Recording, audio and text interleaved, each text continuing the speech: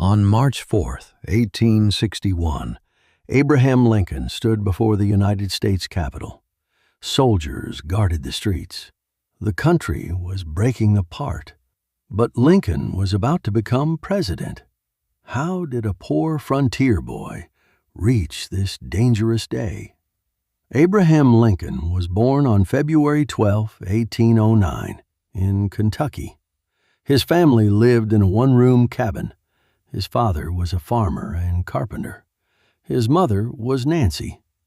At 7, Abraham moved with his family to the forests of Indiana. Life was hard. They had little money, and everyone worked. At 9, Abraham's mother died from milk sickness. The cabin became quiet. A year later, his father married Sarah Bush Johnston. She brought warmth to the family and encouraged Abraham to learn. Abraham spent less than 1 year in school. He borrowed books and read after work. Books showed him a larger world. Abraham grew tall and strong. He cut trees, split wooden rails, and worked on farms. An axe was often in his hands. But when work stopped, he looked for a book. At 19, he traveled down the Mississippi River. In New Orleans, he saw enslaved people being sold. America spoke about freedom, but millions were not free. The scene stayed in his memory. At 21, he moved to Illinois. A year later, he went to New Salem. He worked as a clerk and entered his first election. He lost. But his neighbors supported him. That gave him hope. During the Black Hawk War, local volunteers chose Lincoln as their captain. Later, he became a postmaster and surveyor. He opened a store, but it failed and left him with debt. Lincoln tried politics again. In 1834, he won a place in the Illinois legislature, the group that made laws for the state. A lawyer named John T. Stewart told him to study law.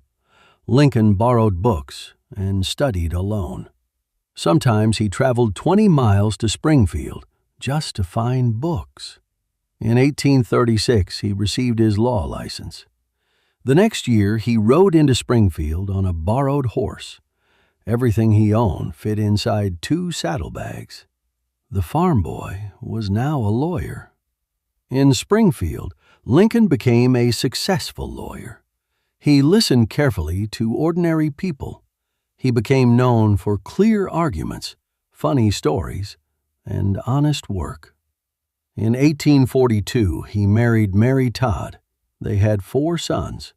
Family life brought love, but also painful loss. In 1846, voters sent him to the United States House of Representatives. He served 1 term. Some of his political choices were not popular at home. In 1849, he returned to law. His national political career seemed finished. But the country's greatest problem was growing. In 1854, a new law allowed some Western territories to permit slavery. Lincoln was troubled. He returned to politics. He believed slavery was wrong. At this time, he argued that it must not spread into new territories. His speeches asked a clear question: could America speak about freedom while millions of people lived in slavery? Lincoln did not yet offer a simple solution, but he believed the country had to move away from slavery. At first, he was only a former congressman from Illinois. Then more people began to listen. His years as a lawyer had made him a stronger speaker. Soon he would face one of America's most famous political leaders. In 1858, Lincoln ran for the United States Senate against Stephen Douglas. They met in 7 debates across Illinois. Large crowds came, and newspapers carried their words across the country. The main subject was slavery.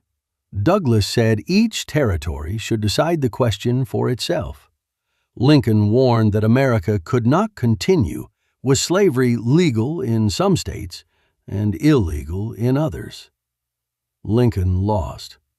At that time, state lawmakers chose senators, and they selected Douglas.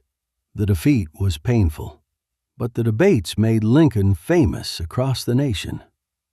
Once again, a closed door led him to a larger road.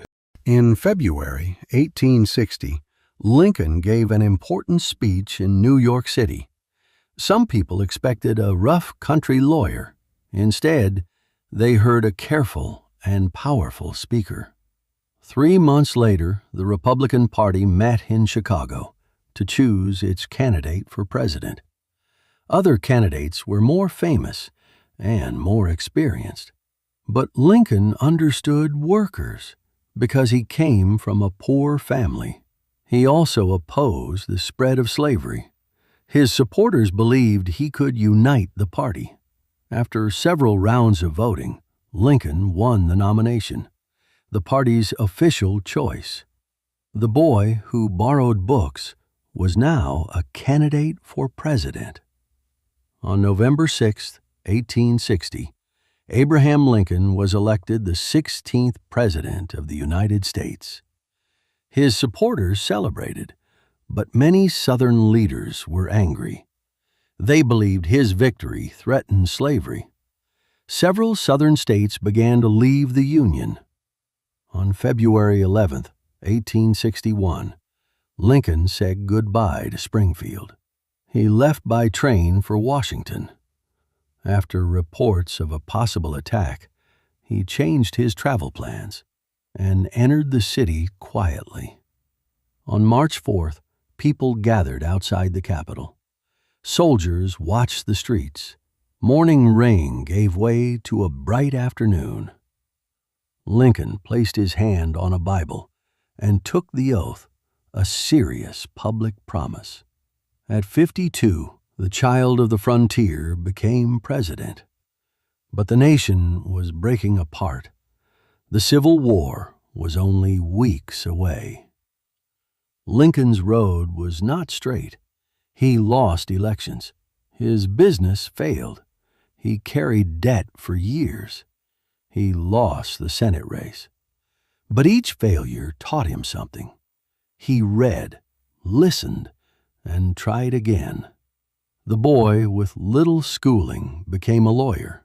The country lawyer became a national speaker. The defeated candidate became president. Failure does not always end a journey.